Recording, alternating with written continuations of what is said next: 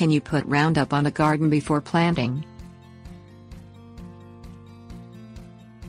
Roundup is one of the more popular brands of herbicide. It is a post-emergent herbicide, used for controlling existing weeds. Roundup can save gardeners a lot of time and energy, but must be used properly. Avoid spraying it in windy conditions. Even a small amount of Roundup blown onto a plant can kill it.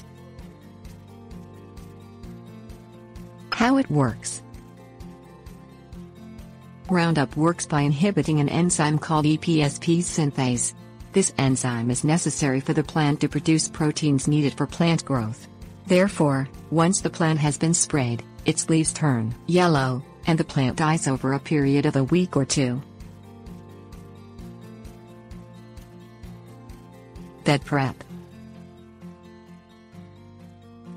Once Roundup has dried, it is no longer a threat to other plants. However, waiting a week after spraying to plant your garden is a good idea. If you plan to till the soil before planting, till first, spray Roundup second. Weed fabric. Weed control fabric is a wise choice for your garden.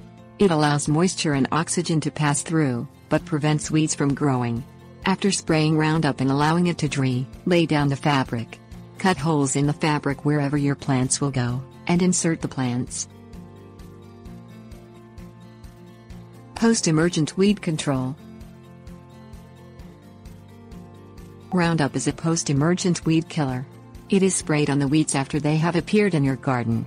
It must contact the plant in order to do its job. Pre-emergent weed control. A pre-emergent weed killer stops weeds from growing before they have even appeared. A pre-emergent weed killer is most often used on established lawns in the spring, and again in the fall. These are the two times of the year when weed growth is most prevalent.